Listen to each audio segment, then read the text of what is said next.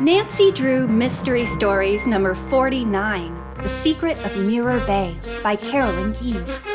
Copyright 1972, Simon & Schuster. Chapter 1, Vacation Hoax. It's beautiful. What is? It's spooky. What's spooky? It's fun, but it's dangerous. Nancy Drew smiled at her two friends, Bess and George, who were listening intently. George Fane spoke up. She was a tall, slender, athletic girl who loved her boyish name. You forgot to say it's intriguing, but what is and where is it? The spot we're going to, Nancy replied. That is, you girls are invited to join me. I hope you can come.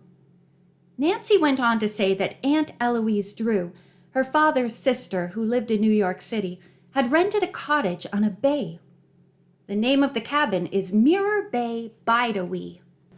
Bess Marvin, blonde, pretty, and always talking about going on a diet, looked at Nancy puzzled. The place sounds wonderful.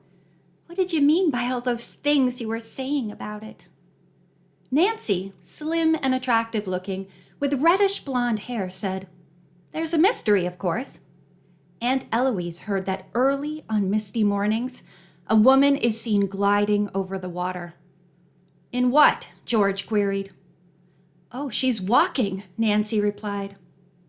How could she? George asked skeptically. That's one thing I want to find out, Nancy answered. The lake, of which the bay is a part, is 167 feet deep in the middle. Wow, Bess exclaimed. Dangerous spot to fall overboard with heavy shoes on. Nancy said the water was shallow near shore and gradually became deeper. Bess and George, who were cousins, asked where the lake was. In New York State, Nancy told them. The Indians called the lake Otesaga, and there's a lovely hotel named after it. Later, James Fenimore Cooper wrote stories about settlers and Indians in the area. He found the water so much like a mirror that he called it glimmerglass. Now the official name is Otsego Lake. Nancy explained that at the southern end of the lake was the famous village of Cooperstown. George's eyes lighted up. That's where the Baseball Hall of Fame is. Right, Nancy replied. And there are also many interesting museums in and around Cooperstown. Sounds great to me, Bess remarked. When would we go? Tomorrow morning, Nancy replied. Aunt Eloise is taking a bus to Cooperstown from New York. We're to meet her there and drive along the water to Hyde Bay, then walk down to Bide-a-Wee cabin. Bide-a-Wee, said Bess. That's Scottish for stay a while, isn't it? Yes, Nancy agreed. Well, how about you girls getting on the phone and finding out if you can go with me? It took less than 10 minutes for the cousins to call their parents and get permission. They hurried home to pack, and Nancy went out to the kitchen to talk to the Drews' housekeeper, Hannah Gruen. Mrs. Gruen had been with the family since the death of Mrs. Drew, when Nancy was only 3 years old. The tender-hearted woman was like a mother to her and was very proud of Nancy's accomplishments as a young amateur detective. Nevertheless, she was always a little fearful when Nancy set off on one of her sleuthing expeditions. Do you know what I heard? She asked. That there are bears in the woods of the Cooperstown area. You'd better be mighty careful if you go up in the mountains. Nancy laughed. Suppose I carry a few combs of honey with me, she teased. If a bear comes my way, I'll toss one at him. Hannah Gruen smiled. You always know what to do, she said. Nancy's father was out of town, but the next morning she said goodbye to him on the telephone. Tall, handsome Carson Drew was a well-known attorney in River Heights. She picked up Bess and George in her convertible, and they set off for Cooperstown. The long drive in the fresh summer air was delightful. They stopped for lunch at a wayside snack bar. Soon after starting off again, they were confronted with a long detour. Oh dear, said Nancy. We'll have to go miles out of our way and be late meeting Aunt Eloise. I just hate to think of her waiting on the sidewalk with her luggage. Maybe she'll go to the lovely hotel you mentioned, Bess suggested. Nancy shook her head. Not if I know Aunt Eloise. She'll be right at the bus stop. Nancy put on all the speed the law allowed and finally pulled into the main street of Cooperstown 20 minutes late. My goodness, what's going on? Bess asked. Along one curb stood 5 large buses. People were milling about the street, arguing and making threats to no one in particular. There were suitcases and tote bags strewn on the sidewalk. Shopkeepers had come outside to learn what the trouble was. Nancy parked some distance from the commotion, locked the car, and the 3 girls hurried up the street. They saw Aunt Eloise standing in the doorway of a shop, guarding her own luggage. Nancy! Exclaimed the tall, charming woman who taught school in New York. The 3 girls kissed her, then asked what was going on. Right after my regularly scheduled bus arrived here, she said. This group of charter buses drove in. These people were aboard. As I understand the story, they had been sold tickets in New York City for a week's stay at a very elegant place called the Homestead on the Mountain. The round trip and all hotel expenses were only $100 per person. But now it seems the hotel reservation was a hoax. There is no such place as the Homestead on the Mountain. How dreadful, said Bess. Who's responsible for this? Miss Drew said she did not know. The bus drivers claimed to be entirely innocent. Their company had been paid for making the charter trip from New York City.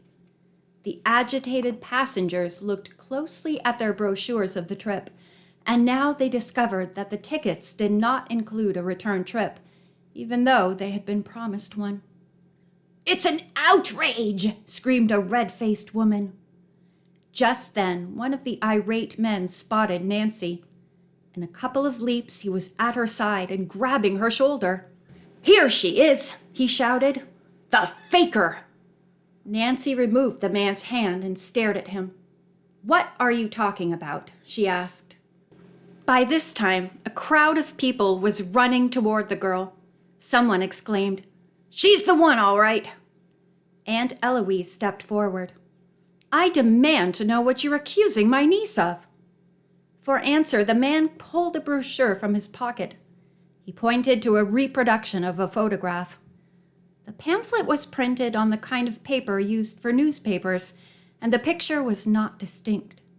It showed a round-faced man and a girl who certainly did resemble Nancy. There's your proof, the irate passenger said to Aunt Eloise. Get the police, somebody! There was no need to summon them. 2 state police officers were already on hand and pushing their way through the crowd. What's going on here? One of them demanded.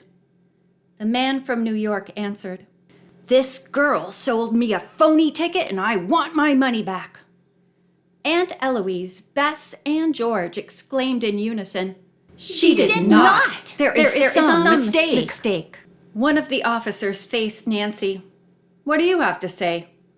Quickly, Nancy explained that evidently some girl who resembled her and a man partner had cheated all these people out of a vacation. She ended by saying, I had nothing to do with it. My friends and I just arrived in a car. This is my aunt. She has rented a cottage on the bay, and we're about to go there. The adamant passenger pushed the brochure and his hotel reservation toward the policeman. Don't pay any attention to what they say. Here's proof. The 2 officers stared at the photograph. Then one said he thought that while the girl did resemble Nancy, she was no doubt someone else. He asked to see Nancy's driver's license. Bess, George, and Aunt Eloise also showed theirs. The angry man moved away. He seemed unconvinced and cried out, What's to become of us? We paid all this money and we have no place to stay and no ride back to New York. The officer said he would see what he could do to help the stranded travelers. He smiled at Aunt Eloise. I'm sorry you people had such an unfortunate welcome to Cooperstown. I hope your stay here will be so enjoyable you will forget what happened. Miss Drew thanked him and turned away from the crowd. The girls picked up her luggage and headed for the car. Aunt Eloise pointed across the street. A man was just entering a restaurant. "That's my bus driver," she said. Handsome," Bess murmured. The others smiled. Miss Drew directed her niece to East Lake Road, which ran a few hundred feet above the lake. On their left was the mirror-like water. Here and there a sailboat went by, wafted by a lazy breeze. Along the shore were several camps, where children were swimming. Sounds of laughter came up the hillside. To the right of the road was a steep, wooded hillside, broken only now and then by a house or a garage. Some 6 miles from town, they came to a small parking area on their left and climbed out of the car. They gathered their bags and trudged down the path leading to the waterfront. Soon an attractive cabin came into view.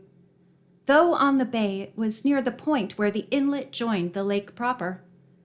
"Welcome to Mirror Bay Bide-a-Wee," said Aunt Eloise. "I hope you girls will have a glorious time and solve the mystery of the woman who can glide over the water." The cabin was rustic and had a large front porch with a view west across the lake and north across the bay. Besides a living room with a huge fireplace and a well-furnished kitchen, there were 3 good-sized bedrooms. Miss Drew assigned Nancy to one, the cousins to another, and the third to herself. As soon as the hot, weary travelers had unpacked, they put on bathing suits and went for a swim. "What gorgeous water!" George exclaimed, doing a quick overhand toward the middle of the sparkling lake. "Come back!" cried Bess. "There's enough water around here to swim in." George turned back. "Bet I could swim all the way to the west bank of the lake without stopping," she said. "Oh, how I hate myself!" She grinned. Refreshed and hungry, the girls insisted that Aunt Eloise sit on the porch and enjoy the brilliant sunset while they prepared supper. "I wonder what happened to all those poor bus passengers," said Bess. "And I wonder," Nancy added, "where that girl is who resembles me. I hope she doesn't show up around this area." "Oh, she wouldn't dare," George insisted. "Don't be too sure," Bess warned. The group went to bed early and slept soundly. Nancy awoke early, raised up from her bed, and looked out the window toward the water. It was very misty. "Maybe that woman who glides over the water is out there now," she thought. "Anyway, it won't hurt to look. It's possible the story was made up just to amuse tourists." Quietly, Nancy arose, put on her slippers, and walked to the porch. Suddenly, she gave a start. Was her imagination playing tricks, or did she really see a ghostly figure gliding over the water? End of Chapter 1.